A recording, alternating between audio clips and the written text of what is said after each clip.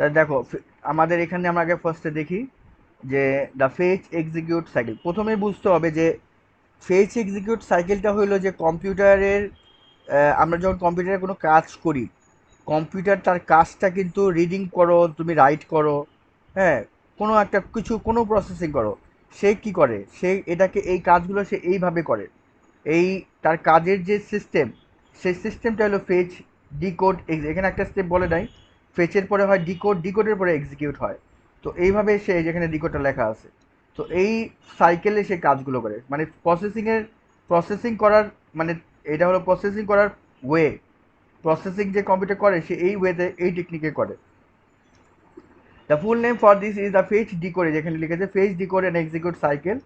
This is illustrate. দেখো ডায়াগ্রামটা আমাকে বোঝার চেষ্টা করি। যে ডায়াগ্রামে দেখো, প্রথমে কি হবে, যে কম্পিউটারটা চালু করে ফেললা তুমি, চালু করার পরে, যে কম্পিউটার চালু করার পরে যে আমরা বিভিন্ন প্রোগ্রাম স্টার্ট করি বিভিন্ন কমান্ডে। যে একটা প্রোগ্রাম চালু করলাম, সেখানে কিছু কাজ করতেছি, হয়তো সাপোজ আমি এখন একটা ফাইল খুলেছি, ফাইলের এই পেজে আসছি, এই পেজে পেজে রিড করতেছি, আবার নিচে যাচ্ছি, উপরে যাচ্ছি, আবার এর সাথে আমি আবার ওবিএসটা রেকর্ডিং করছি, হ্যাঁ, একসাথে অনেকগুলো কাজ করছে। যে এই ইনস্ট্রাকশনগুলো কী করে, যে কম্পিউটার প্রথমে ইনস্ট্রাকশনগুলোকে করে কি, সে সাজায় নেয়, যে তার কাছে একটা লিস্ট তৈরি করে, ইনস্ট্রাকশনগুলো লিস্ট তৈরি করে, যে আগে কোনটা হবে, তারপরে কোনটা হবে, সেটা লিস্ট সে তৈরি করে। সো সেইটা কিভাবে কাজ শুরু হয়, যে প্রথমে সে গিয়ে চেক করে যে সবসময় তো আর তাকে, অনেক সময় কম্পিউটার তো ইডেল বসে থাকে, যে এখন দেখো কম্পিউটার কিন্তু এখন কি হচ্ছে, যে ফাইলটা ওপেন হয়ে ওপেন করে রাখছে, আর খুবই অল্প অল্প কাজ, যে আমি মাউসের কাজটা খুবই সিম্পল কাজ হচ্ছে, খুব বেশি বেশি কিন্তু প্রসেসিং হচ্ছে না, হালকা প্রসেসিং হচ্ছে। সো ধরো অনেক সময় কম্পিউটারটা ওপেন করে আমরা শুধু ডেস্কটপে ফেলাই রাখি, ও কোনো কাজ করছি না, তখন ধরো এই অবস্থায় এনি ইনস্ট্রাকশন যদি কম্পিউটার দেখে কোনো ইনস্ট্রাকশন কি আছে, যদি নো থাকে তাহলে কম্পিউটার ওইখানে বসে থাকে, ওয়েট করে, ডেস্কটপে বসে থাকে, যে রিয়েল বসে আছে।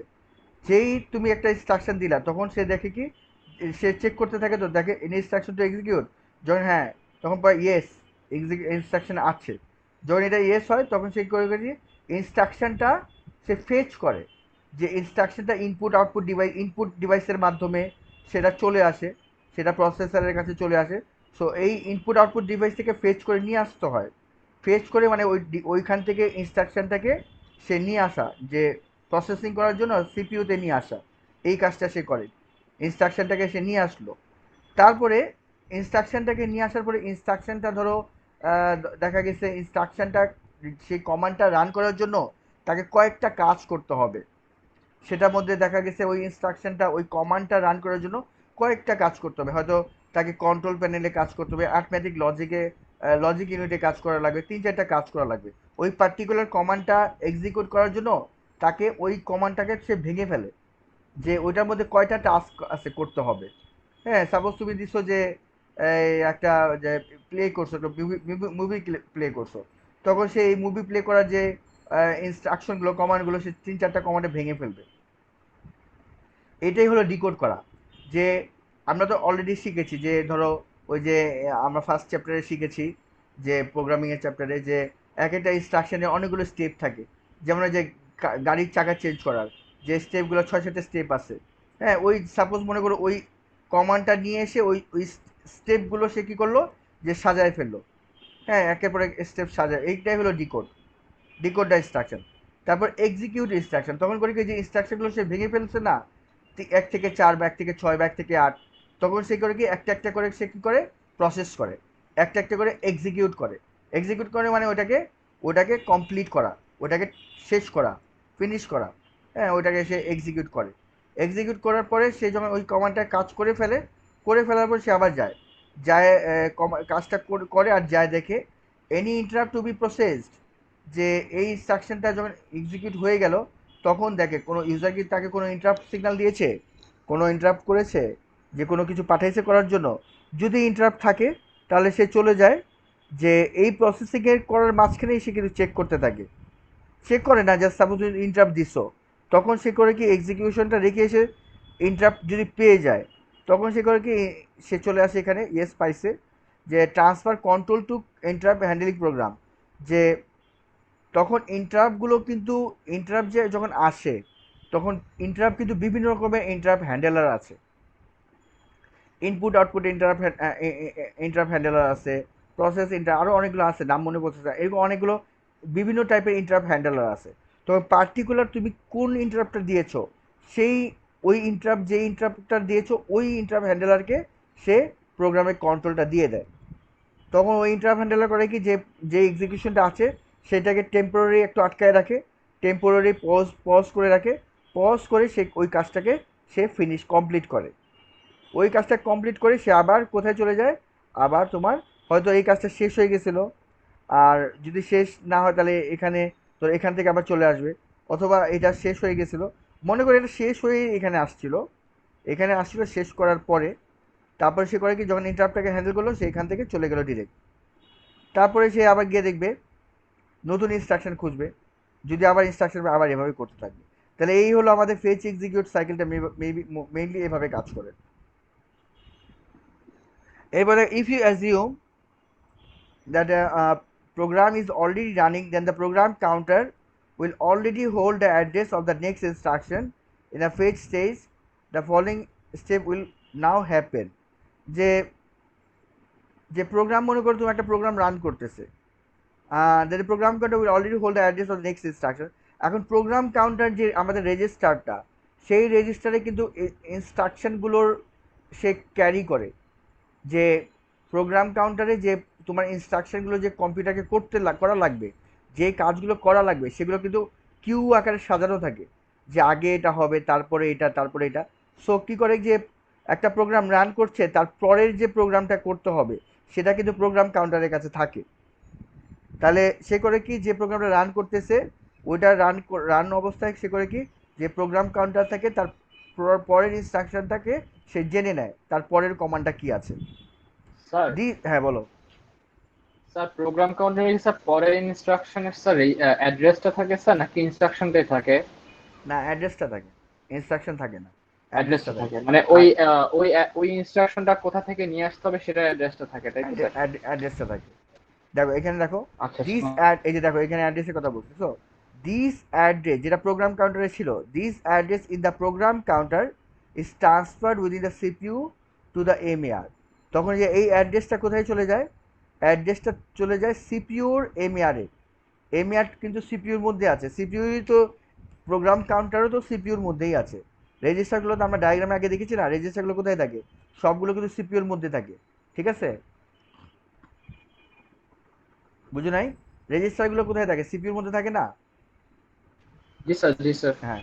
তাহলে করে কি, এই যে প্রোগ্রাম কাউন্টারের যে অ্যাড্রেসটা ছিল সেই অ্যাড্রেসটা কোথায় চলে যায়, এমএআর এ চলে যায়, সিপিইউর এমএআর এ চলে যায়। হ্যাঁ, মানে কেন এমআর এ গেল, এমডিআর এ কেন গেল না, কারণ এমএআর তো অ্যাড্রেসের জন্য, আমাদের এমএআর রেজিস্টারটা শুধু অ্যাড্রেসের জন্যই বানানো হয়েছে, সেই জন্য অ্যাড্রেসটা এমএআর এ চলে যায়, এমএআর সেই অ্যাড্রেসটা নিয়ে নেয়। হ্যাঁ, এমএআর এ যখন অ্যাড্রেসটা চলে যায়, during the next clock cycle two things happen simultaneously. যে এই ক্লক সাইকেলে এটা হইল, যে অ্যাড্রেসটা প্রোগ্রাম কাউন্টার থেকে এমএআর এ চলে আসছে, এরপরে এর পরের ক্লক সাইকেলে দুইটা জিনিস হয়। The instruction held in the address pointed to the MR is fetch into the MDR. এমইআরে যে অ্যাড্রেসটা পাঠাইছি আমরা প্রোগ্রাম কাউন্টার থেকে, যে অ্যাড্রেসটা এমইআরে গেছে, সেই অ্যাড্রেসের আন্ডারে যে ডাটাটা আছে, ওই পার্টিকুলার অ্যাড্রেসে যে ডাটাটা আছে সেটা এমডিআরে চলে যায়, কারণ এমডিআর তো ডাটা রাখার জন্য আমরা রাখছি। তাহলে আমরা আগে অ্যাড্রেসকে বের করলাম, যে আমাদের ইনস্ট্রাকশন কোথায় আছে বা কমান্ড বা প্রোগ্রামটা কোথায় আছে, সেই অ্যাড্রেসটা বের করে ফেললাম। তারপর ওই অ্যাড্রেসের যে ডাটাটা আছে, আমরা তো অ্যাড্রেস দিয়ে কাজ করতে পারবো না, অ্যাড্রেস দিয়ে কাজ করতে পারবো, প্রসেস করতে পারবো, আমাদের তো প্রসেস করার জন্য ওই ডাটা লাগবে। সেই জন্য ওই পার্টিকুলার অ্যাড্রেসের ডাটাটা কি করে, প্রথমে অ্যাড্রেসকে লোকেট করার পরে ওই অ্যাড্রেস থেকে ডাটাটা এমডিআরে নিয়ে চলে আসে। তাহলে এমডিআর ডাটাটা চলে আসলো, এরপরে the address store sir in এই দ্য, যে নিয়ে আসার কাজটা কে করে স্যার? এই যে নিয়ে আসতেছে, এই নিয়ে আসার কাজটা স্যার কে করে?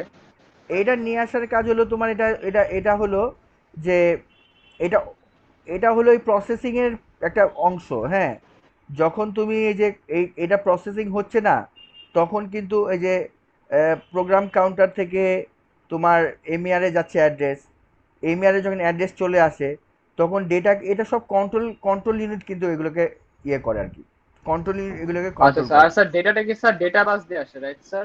হ্যাঁ অবশ্যই, অ্যাড্রেস বাস দিয়ে যায়, যখন অ্যাড্রেসের কাজ হচ্ছে তখন অ্যাড্রেস বাস দিয়ে যায়, আর যখন ডাটার কাজ হয় তখন ডেটা বাস দিয়ে ক্যারি করে, বুঝছো? যখনই দেখবে ডাটা ক্যারি হচ্ছে তখন মনে মনে করে নিবা, বুঝে নিবা যে ডাটা এটা অবশ্যই ডাটা বাস দিয়ে যাচ্ছে।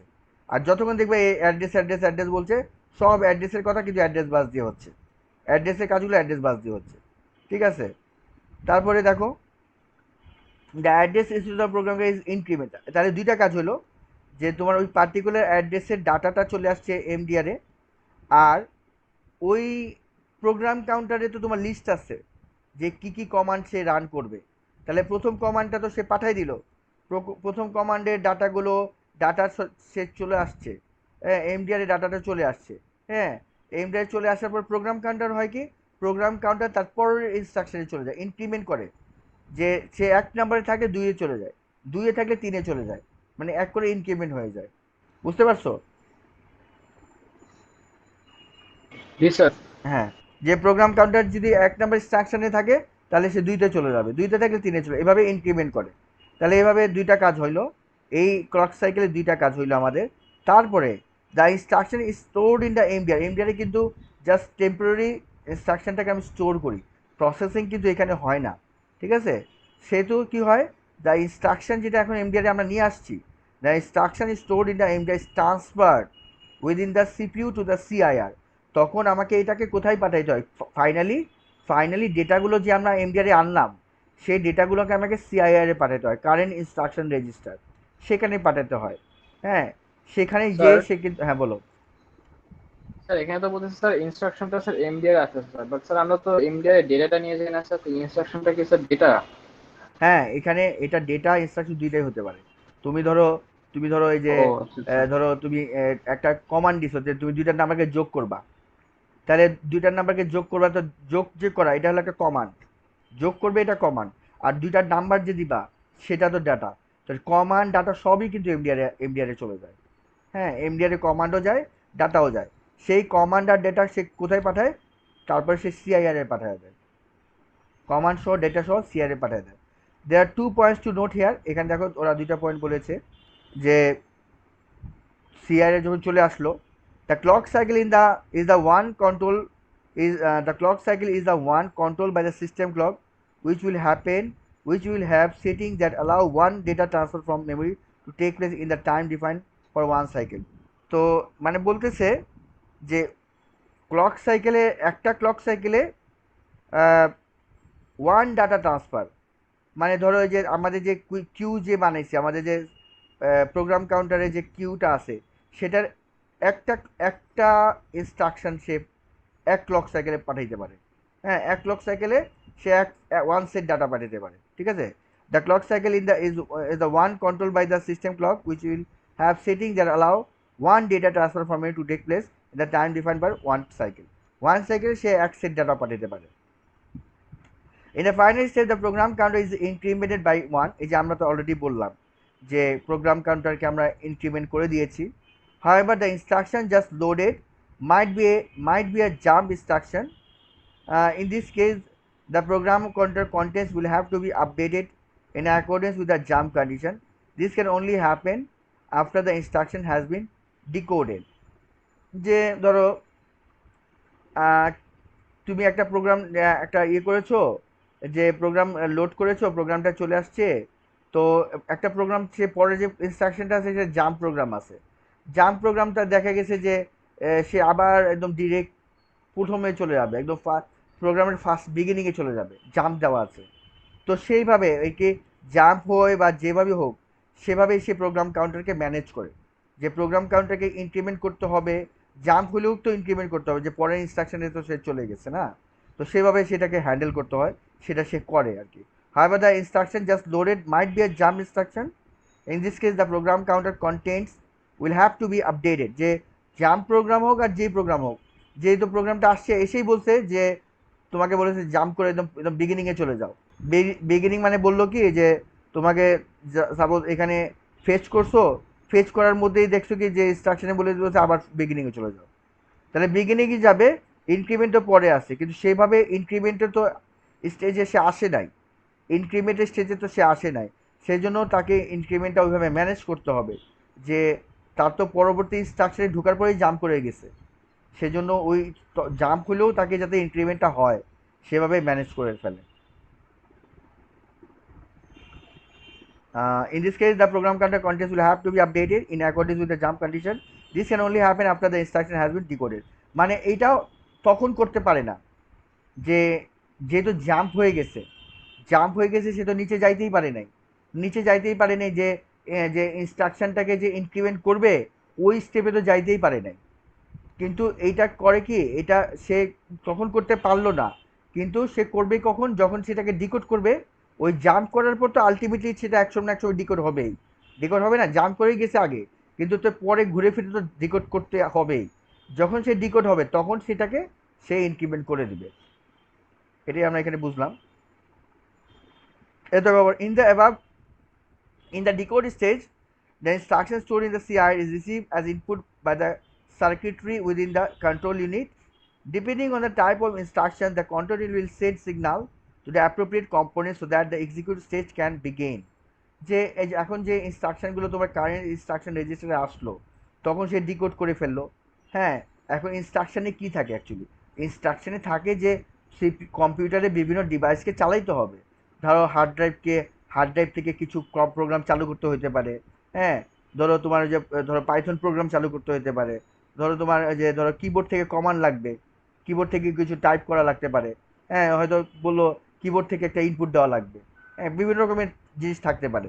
তো এই কাজগুলো কি করে, কন্ট্রোল ইউনিট সেগুলোকে কন্ট্রোল করে, যে কোন জায়গায় কি কোন ডিভাইসকে চালাইতে হবে, ম্যানেজ করতে হবে, সে কন্ট্রোল ইউনিট সেগুলোকে ম্যানেজ করে যখন ইনস্ট্রাকশনটাকে সে ভেঙে ফেলে যে কী কী করতে হবে। At this stage the LU will be activated if the instruction required arithmetic, যদি তোমার কোনো ম্যাথমেটিক্যাল কাজ থাকে বা লজিক্যাল কোনো কাজ থাকে তখন এই এলইউ কাজ করে। The description of the execution stage is given in chapter 6 where simple instructions set to introduce and discuss. হ্যাঁ, যে চ্যাপ্টার 6 এটা নিয়ে আরেকটু ডিসকাস করেছে।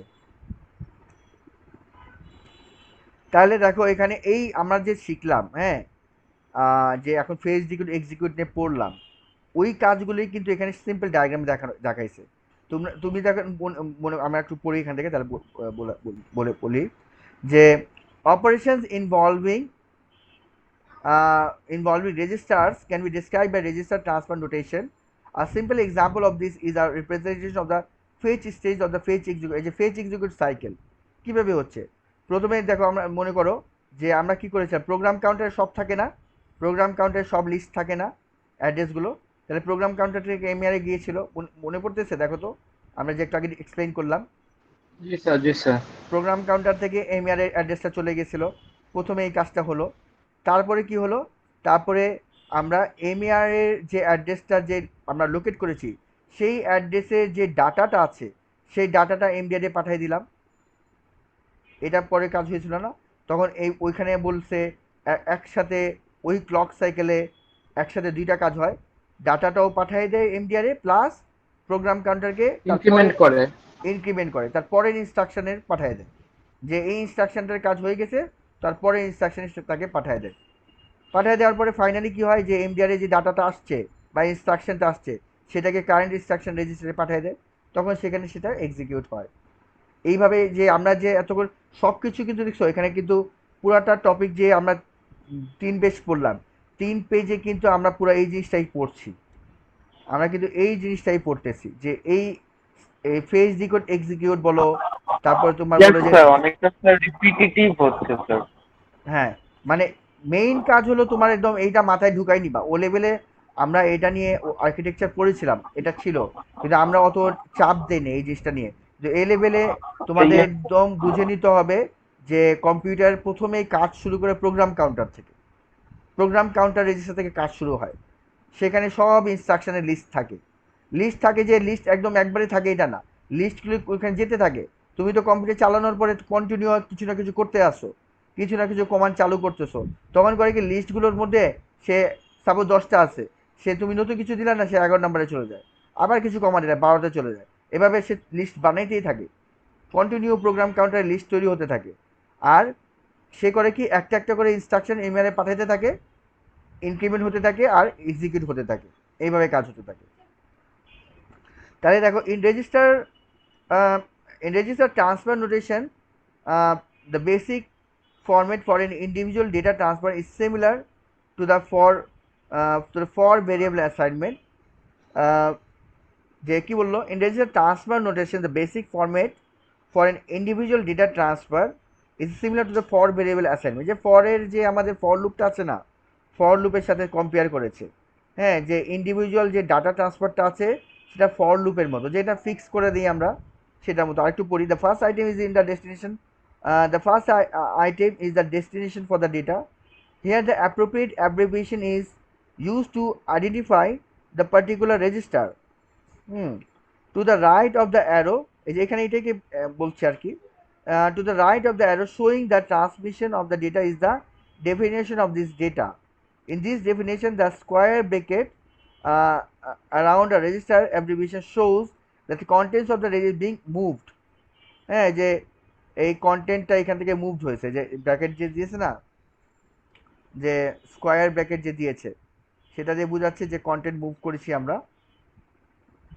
The movement might also include an arithmetic operation. When two data operations are placed on the same line separated by semicolon, that means that the two transfer to take place similar, মানে এই একই clock সাইকেলে দুইটা কাজ হয়েছে। এখানে পুরো কাজটা করতে কত ক্লক সাইকেল লাগছে? 3 ক্লক সাইকেল লাগছে। এটা 1 ক্লক সাইকেল, এইটাতে দুইটা কাজই একটা ক্লক সাইকেল হয়েছে, আর এটা আরেকটা ক্লক সাইকেল লাগছে। তারপরে দেখো, the double pair of the bracket around MER on the second line needs careful interpretation. হ্যাঁ, আচ্ছা, এখানে the double pair of brackets around MER, আচ্ছা, যে the double pair of the bracket around MER on the second line needs careful interpretation.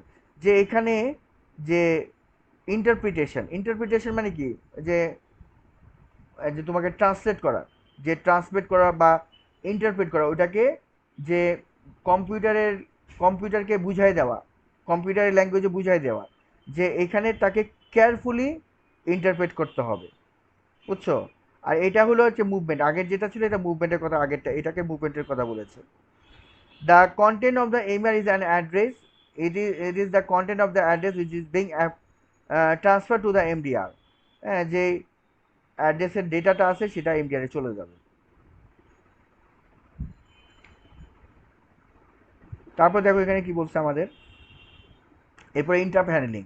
এখানে বিভিন্ন রকমের interrupt হ্যান্ডেলের কথা বলেছে। আমরা একটু আগে যে পড়লাম যে আমাদের ফেজ ডিকোড যে ডায়াগ্রামটা ছিল সেখানে দেখাইছিল যে কাজটা এক্সিকিউট করার পরে সেই ইন্টারাপ্টের কাছে যদি থাকে, সেই ইন্টারাপ্টের কাছে প্রোগ্রামে কন্ট্রোল দিয়ে দেয়।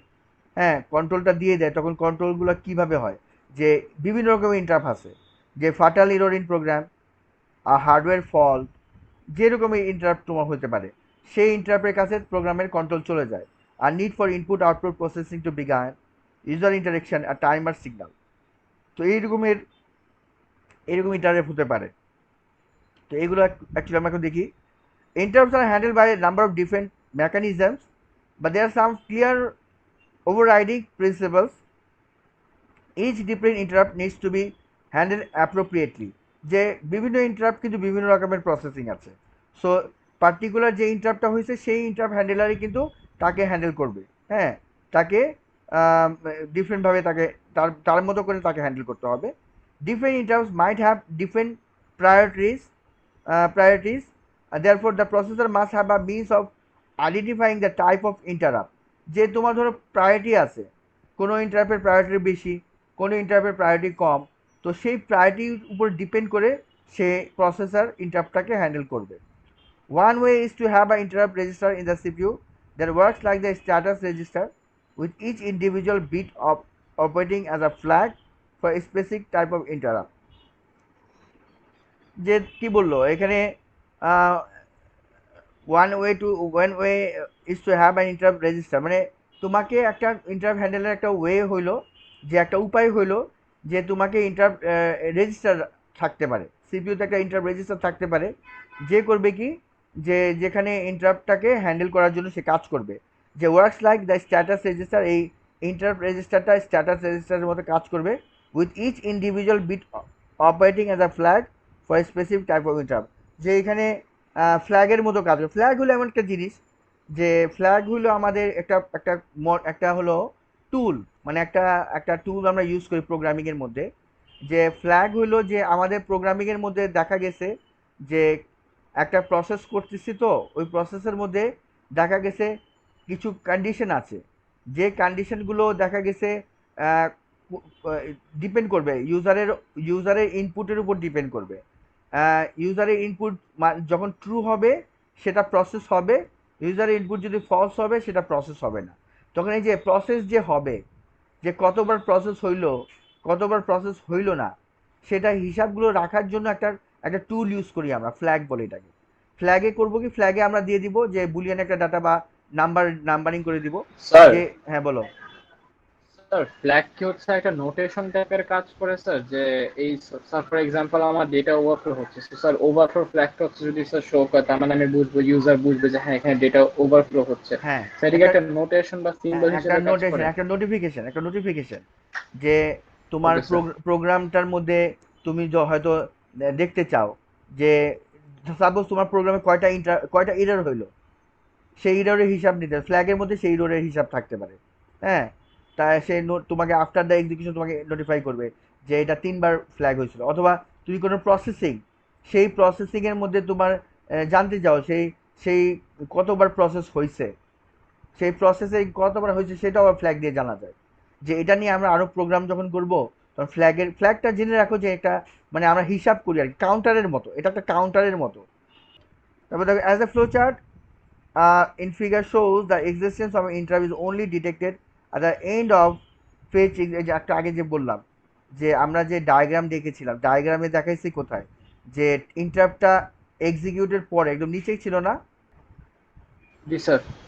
ওই ডায়াগ্রামে একদম ইন্টারাপ্টটা দেখা গেছে পুরো এক্সিকিউট করে আসছি, যে আমরা দেখি যে আমরা একদম এক্সিকিউট করে আসার পরে ইন্টারাপ্টের কাছে গেছি।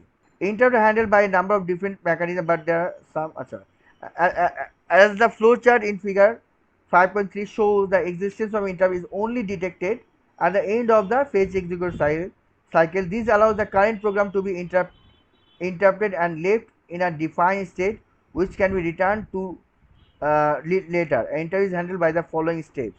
আচ্ছা কি বলো, এই যদি ইন্টারাপ্টটা একদম নিচে আসে, হ্যাঁ, তখন this allows the current program to be interrupted and left in a defined state which can be returned to later and interrupt is handled by the following। আচ্ছা, মানে ওইটাই বলছে যে আমাদের যেখানে এক্সিকিউশনের পরে যেটা এটা এটা বোঝাচ্ছে যে ডায়াগ্রামটা যে দেখাইছে এক্সিকিউটের পরে ইন্টারাপ্ট, কিন্তু এটা মনে করবে না যে এক্সিকিউট হওয়ার পরে যাবে ইন্টারাপ্টে, সে এক্সিকিউটের মাঝখানে যে কোনো একটা সময় ইন্টারাপ্টে চলে যেতে পারে।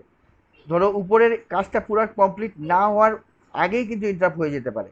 যদি ইন্টারাপ্ট হয় তাহলে করবে কি, সেই কাজের যে যে কারেন্ট প্রোগ্রামটা যে ছিল যেটা রান করতেছিল সেটাকে সেই সেই স্টেটটা যেই স্টেটে সে এখন আছে, যেই জায়গায় পৌঁছায় গেছে সেই স্টেটটা সে পজ করে স্টোর করে রাখবে, কোনো একটা একটা রেজিস্টার স্টোর করে রাখবে, আবার ইন্টারাপ্টটাকে হ্যান্ডেল করে সে ওই জায়গা থেকে আবার রিটার্ন হবে। And can be return to letter, মানে লেটার মানে ওই জায়গা থেকে সে আবার শুরু করবে, যে কাজটা যতটুকু হয়ে গেছিলো তারপর থেকে সে আবার শুরু করবে। তবে দেখো ইন্টারাপ্টটা কীভাবে হ্যান্ডেল করতে হয় এখানে দিয়েছে, স্টেপ বাই স্টেপ দিয়েছে। The contents of the program counter and any other register are stored somewhere safe in memory. দেখো যে যেটা বললো যে তুমি যে প্রোগ্রামে ছিলা, তোমার কম্পিউটারটা যে প্রোগ্রাম রান করছিল, ইন্টারাপ্টটা হওয়ার আগে, ইন্টারাপ্টটা যে যখন হইলো তখন তো কম্পিউটারটা প্রোগ্রাম রান করছিল, সেই প্রোগ্রামটাকে সে কী করে যে যতক্ষণ কাজ করা হয়ে গেছে, যতটুকু তার ধরো 70% কাজ হয়ে গেছে, সেই 70% কাজটা কোথায় রেখে দিবে, যে any other or store somewhere safe in memory, যে একটা সেফ জায়গায় সে রেখে দিবে, র্যামের মধ্যে রাখবে, অথবা রেজিস্টারে রাখতে পারে, রেখে দিবে যাতে সে শুরু করতে পারে। এমন না যে উল্টাপাল্টা ফালাই দিল, যে পরে তার মনেই পড়লো না, যদি মনে না পড়ে সে কাজ করতে পারবে, সেজন্য একদম সেফ জায়গায় যে একদম সেখান থেকে সে যাতে স্টার্ট করতে পারে অমন জায়গায় সে প্রোগ্রামটা রেখে দেয়। The appropriate interrupt handler or interrupt service routine program is initiated by loading এর start address into the program counter. তখন ওইটার পার্টিকুলার যে ইন্টারাপ্ট হ্যান্ডেলার সার্ভিস বা ইন্টারাপ্ট হ্যান্ডেলারও থাকে, ইন্টারাপ্ট সার্ভিস রুটিন থাকে, যে এগুলো কিন্তু বিভিন্ন প্রোগ্রাম, যে ইন্টারাপ্ট যখন তোমার হবে, তো ইন্টারাপ্ট হ্যান্ডেলার কিন্তু একটা সফটওয়্যারের মতো একটা ইউটিলিটি প্রোগ্রাম যে ইন্টারাপ্টটাকে হ্যান্ডেল করবে। হ্যাঁ, তারপর রুটিন থাকে, যে ধরো কয়েকটা ইন্টারাপ্ট আছে, সেগুলো কখন কোনটাকে সে সার্ভিস দেবে, কোন ইন্টারাপ্টটাকে আগে করবে, কোন ইন্টারাপ্টটা পরে করবে, সেটা রুটিন তৈরি করে, সেভাবে সে কী করে ইন্টারাপ্টগুলোকে হ্যান্ডেল করে। When the ISR program has been executed, there is an immediate check to see if further interrupts need handling. যে ইন্টারাপ্ট সার্ভিস রুটিন, তুমি যখন চালাই দিলা, তখন সে একটা এক্সিকিউট করার পর দেখে যে তারপরে কোনো আবার ইন্টারাপ্ট আছে কিনা। যদি থাকে সে তারপরে ইন্টারাপ্টটাকে সে এক্সিকিউট করে। Further interrupts are deal with by repeated execution of the ISR program. এই যে ইন্টারাপ্ট সার্ভিস রুটিনটাকে বারে বারে সে রিপিট করে করে যে কাজটাকে শেষ করে। If there are no further interrupt, the safely stored contents of the registers are stored to the CPU and the originally running program is resumed. যে প্রোগ্রামটা তুমি করে রাখছিলাম, মেমোরিতে রেখেছিল, যে স্টপ পোজ করে রেখেছিল, সেই প্রোগ্রামটাকে সুন্দর করে নিয়ে এসে সে আবার চালু করে দেয়। এখন আমরা সামরিটা একটু পড়ে নেই। The von Neumann architecture for a computer is based on the stored program concept. একদম আমরা সহজভাবে বুঝলাম। এখানে মেইন কাজ হলো যে ভন নিউম্যানের মধ্যে স্টোরের কনসেপ্ট আছে, প্রোগ্রাম স্টোর হতে পারে। The CPU contains a control unit, and arithmetic and logic unit and registers. সিপিইউতে এই 5-6 রকমের রেজিস্টার থাকে, কন্ট্রোল ইউনিট থাকে, আর এএলইউ থাকে। Register can be special purpose or general purpose. যে স্পেশাল পারপাস রেজিস্টারটা কোনটা? অ্যাকিউমুলেটর হলো স্পেশাল পারপাস রেজিস্টার, আর এই আমাদের বাকিগুলো হলো general purpose register. The status register has individual bits acting as condition flags. Status রেজিস্টারটা মনে রাখবা, যেটা ইন্ডিভিজুয়াল বিট মানে এই যে 1 বিট হতে পারে, 0 1 হতে পারে, ইন্ডিভিজুয়াল বিটসে ক্যারি করে, ফ্ল্যাগের কাজ করে। The system bus contain the data address and control buses. System bus বলতে কিন্তু তিনোটা বাসকেই বোঝায়। সিস্টেম বাসের মধ্যে কন্ট্রোল বাসও থাকে, ডেটা বাসও থাকে, অ্যাড্রেস বাসও থাকে, সবগুলো মিলাই কিন্তু সিস্টেম বাস। আর universal serial bus port can be use to attach peripheral devices. Instruction can handled by the fetch execute cycle. Register transfer notation is used to describe data transfer. কি বলো, register transfer notation is use to describe data transfer. যে data ট্রান্সফারের জন্য যে নোটিফিকেশানগুলো থাকে, register কি নোটিফিকেশানগুলো transfer করে। আর এইগুলো এই নোটিফিকেশানগুলোর মধ্যে কী থাকে মেইনলি, যে এই নোটিফিকেশানগুলো মেইনলি থাকে যে ডাটাগুলোকে ট্রান্সফার করতে হবে, একটা ইউনিট থেকে আরেকটা ইউনিটে নিতে হবে কাজ করার জন্য। সেই নোটিফিকেশানগুলোর মধ্যে এই কাজগুলো ডিসক্রাইব করা থাকে। If an interrupt is detected, control passes to an interrupt handling routine. যে ইন্টারাপ্ট হলে কিন্তু ইন্টারাপ্ট হ্যান্ডেলার বা ইন্টারাপ্ট হ্যান্ডলিং সার্ভিস রুটিন, যেটা আইএসআর, এগুলোর কাছে সে কন্ট্রোলটা দিয়ে দেয়, তখন সেই ইন্টারাপ্টটাকে হ্যান্ডেল করে। তাহলে আমাদের এই চ্যাপ্টারটা আমরা শেষ করে ফেললাম।